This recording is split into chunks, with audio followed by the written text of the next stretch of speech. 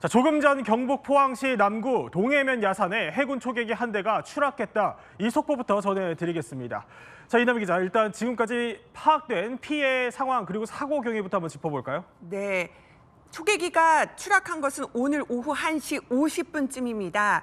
경북 포항시 동해면 신정리 한 야산에 해군 초계기가 추락을 한 건데요. 네. 지금 영상 보시는 것처럼 검은 연기가 이렇게 솟아오르는 모습 보실 수가 있습니다. 해군 측에 따르면요. 오늘 오후 1시 40분쯤에 훈련을 위해 포항기지를 이륙한 초계기가 알 수 없는 원인으로 기지 인근에서 그래요? 추락을 했다 이렇게 밝히고 있습니다. 사고 현장에 인근 아파트 주민들이 네. 야산에서 폭발음이 울린다 이렇게 여러 사람들이 신고를 하면서 그 소방당국이 이제 그 관련된 조사에 착수를 한 겁니다. 지금 추락한 초계기 기내에 4명이 지금 탑승한 것으로 전해졌는데 그래요? 지금 생사 파악을 하고 있는 상황입니다. 이주호대행도요 지금 그 만전을 기해달라. 구조 만전을 기해달라 이렇게 당부를 했고요. 지금 소방당국에서도 소방헬기 2대 또 소방장비 17대 인력 40명을 투입해가지고 네. 현재 지금 피해 실태를 조사하는 상황입니다. 자, 다시 한번 속보 상황 짚어드리겠습니다. 지금 영상에서 보신 것처럼요. 자, 저 곳이 오늘 오후 포항입니다. 포항에서 해군 초계기가 추락했다 이런 소식이 전해지고 있고요. 현재까지 파악된 바로는 탑승자가 4명입니다. 군 쪽에서는 생사 여부를 확인 중이다 이런 소식을 전해오고 있습니다. 이주호 대행은 어쨌든 지금 상황에서 탑승자 구조를 최우선으로 두고 사고 현장을 수습하겠다 이런 입장을 밝혔습니다. 또 소방당국은 화재 진압과 또 구조에 총력을 다하겠다는 입장까지 전했습니다. 자, 허재현 변호사, 지금 얘기가 들리는 게 추락 현장 인근에 688세대의 아파트 단지가 있었다는 거예요. 어떻게 보면 더 큰 사실 사고로 이어질 가능성도 있었다는 건데 주민들 목격담에 따르면 마지막까지 조종사가 방향을 튼 정황이 속속 드러나고 있어요. 그렇습니다. 자세한 사고 경위는 조사를 통해서 더 확실하게 밝혀지겠지만 지금 목격담에 따르면 조종사가 인명피해를 최소화하기 위해서 목숨을 걸고 끝까지 노력한 정황들이 포착이 되고 있습니다. 그렇군요. 지금 야산, 그러니까 들판 쪽에 떨어졌는데 이 민가와는 다소 거리가 있는 곳이기는 하지만 비행기라고 하는 것은 사실 방향을 조금만 바꾸어도 금세 수십 미터를 날아갈 수가 있잖아요. 네. 그런데 추락 현장 인근에 말씀하신 것처럼 12동 규모, 무려 688세대 규모의 아파트 단지가 있는 곳이랑 가까웠다는 겁니다. 만약에 자칫 그쪽으로 떨어졌다라고 하면 정말 엄청난 규모의 대형 사고로 이어질 뻔한 아찔한 순간이었다라는 생각이 들고요. 또 한 가지 추락 현장이 지척거린 불과 30m 쪽에는 승마장이 있었다고 합니다. 그런데 이 승마장 관계자의 얘기에 따르면 애초에 비행기가 승마장 쪽으로 추락을 하고 있었는데 마지막까지 조종사가 방향을 틀어서 승마장을 피해서 추락을 했다는 겁니다. 다행히 큰 사고를 면했지만 승마장을 지켜준 조종사 너무 고마운데 지금 생사가 어떤지 걱정된다라는 것이 주민들 얘기입니다. 그렇군요. 자, 이렇게 그럼 추락한 초계기를 한번 봐야 될 것 같아요. 해군에서 이게 도입해서 운용이 된 지 올해로 30년째라고 합니다. 그러니까 정확히 이게 어떤 기종이고 혹시 이전에도 사고가 있었나요?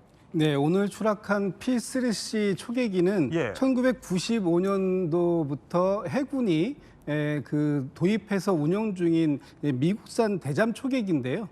이 오늘 이 P3C 초계기를 우리는 잠수함 킬러라고 불리고 있습니다.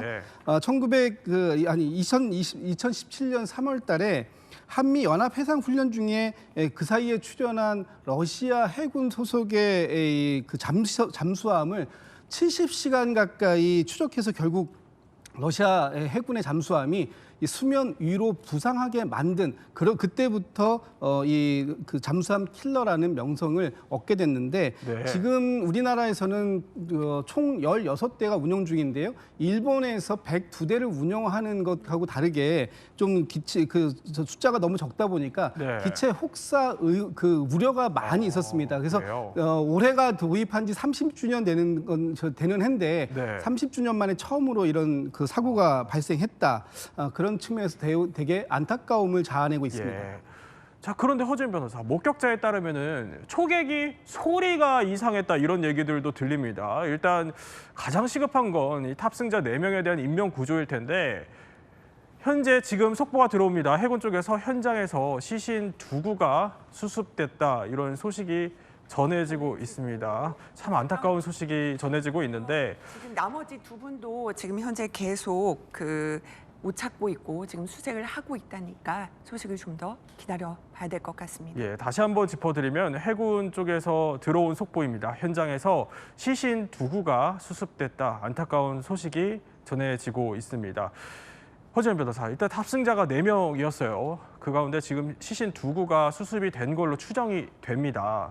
해군 쪽에서 이렇게 밝히고 있고요. 앞으로 그러면 이 사고 경위를 좀 파악하려면 앞으로 현장 수습과 또 사고 경위 조사는 어떻게 좀 이루어져야 될까요? 일단 아직까지 이 발견하지 못한 나머지 2명을 구조하는 데 총력을 기울여야겠고 예. 이후에 사고 원인을 조사를 하고 재발 방지 대책을 노력을 기울여야 되는 상황이라는 생각이 드는데 제일 중요한 것은 현장에서 블랙박스를 회수하는 겁니다. 추락 직전까지 교신 기록이 담긴 이 상황을 파악할 수 있는 가장 중요한 자료이기 때문에 블랙박스를 회수해서 분석하는 작업이 네. 제일 시급하고 중요하게 이루어질 거라는 생각이 들고요. 지금 사고 원인으로 지목되는 것이 아직까지 윤곽이 잡히지는 않았습니다만 여러 가지를 우리가 생각을 해볼 수가 있는데 아까 김 대변인께서 말씀하셨던 것처럼 이 16대를 무려 지금 30년 가까이 운용을 해오고 있는 상황이기 때문에 예. 이게 지금 노후된 기체를 무리하게 운용한 것은 아닌가, 그래서 초계기에서 이상한 소리가 났던 것이 아닌가 이런 얘기가 나오고 있거든요. 그래서 비행 기록이라든가 정비 이력 이런 것들을 좀 살펴볼 필요가 있어 보이고 워낙 첨단 장비가 많이 실리는 기체인 만큼 뭔가 기계적인 어떤 결함이나 신호의 오류 가능성도 배제할 수 없습니다. 이런 부분도 확인이 돼야 될 것 같고요. 또 주종 미숙이라든가 기상 요인 혹은 이 원인들이 복합적으로 작용했다면 도대체 어떤 요인들이 복합적으로 작용해서 이번 사고로 이어졌는지에 대해서 밝혀져야 될 것 같고 아마 해군과 국방부에서 합동 조사단을 꾸려서 이런 부분에 대한 수사를 할 거라는 생각이 듭니다. 네, 보다 명확한 또 조사 그리고 발빠른 사고 수습이 이어지기를 기대해 보겠습니다.